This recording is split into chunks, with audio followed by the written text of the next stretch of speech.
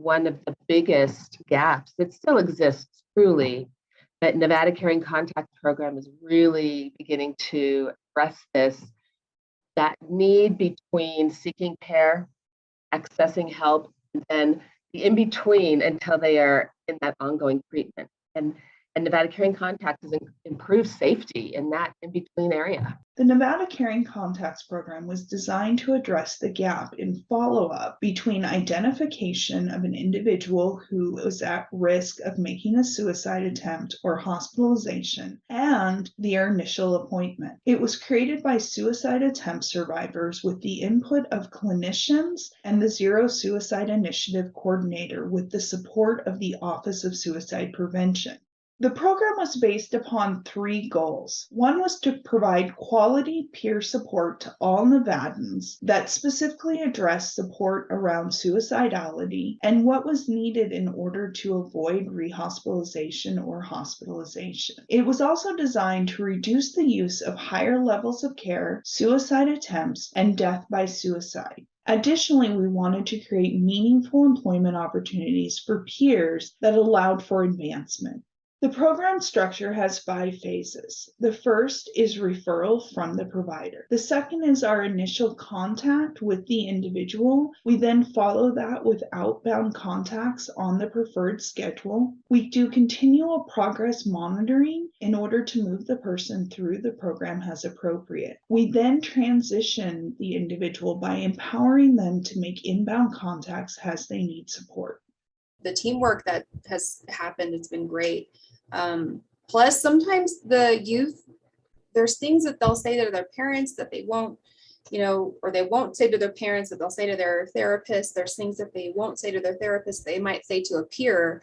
And I think we've seen over the last couple of years with COVID that our youth are using electronics way more. They were encouraged to. So having the ability to text as well says a lot. It goes a long way.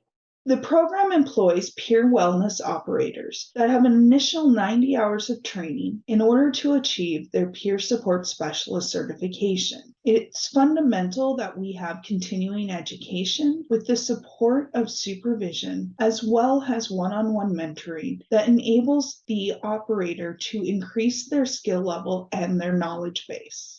Equity and inclusion are critical to the success of the program. We achieve this by having a diversity of lived experiences within our peer wellness operator staff. This includes operators from different geographical areas throughout Nevada, employing bilingual and/or bicultural operators, a focus on individuals from underserved communities, and a focus on rural and frontier engagement. It's really nice to have that unique cultural competency component of it as well, because it is a huge factor in relatability and how comfortable we are with being vulnerable with someone. And especially in my culture as an Indigenous person and being from the tribal area around the Southwest, I kind of am familiar with what those family dynamics look like, what those kind of like lifestyles might look like, even if I didn't grow up on the reservation. And yeah, just how that spirituality or like the engagement in traditional life plays into their recovery and feeling a sense of empowerment. And with one of my participants in particular, it was really nice to, bond. That was actually initially how we bonded. It was really hard to kind of get that opening up, or like, how do I get this rapport with this person? How do I, make them a point of trust without making them feel pressured? And we really bonded and shared about having royalty titles. The program has shown positive impacts to date. This includes having a 73% engagement rate, and through the course of the 60 to 90-day program, only 1 hospitalization and 2 suicide attempts. The overall cost savings of the program becomes apparent when you consider a 1-day emergency room visit costs between $1,900 and $2,100.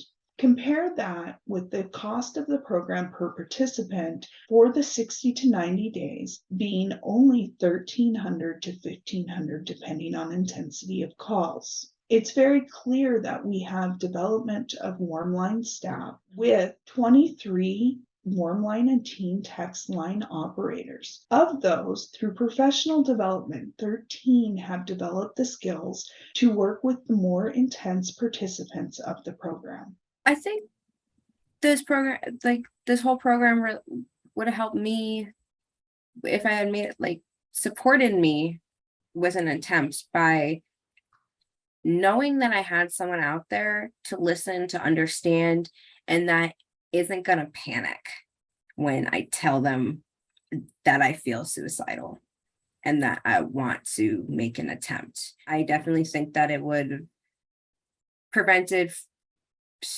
the multiple attempts that I had in the past if I had gotten that help after the first one. We're excited for the future of the program. Some of the goals that we have is to increase our program evaluation and improve our data gathering.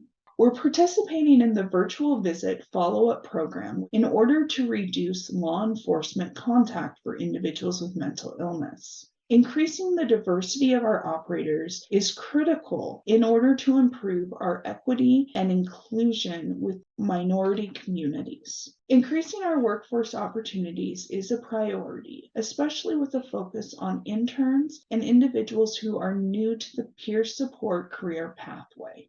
Responders on the Nevada Caring Contacts line come with lived experience. And I think we know the most effective support we can give someone are those who have survived a mental health crisis, their own suicide attempt, are in their own recovery, because through their experience, through that connection and validation, they also provide an incredible amount of hope.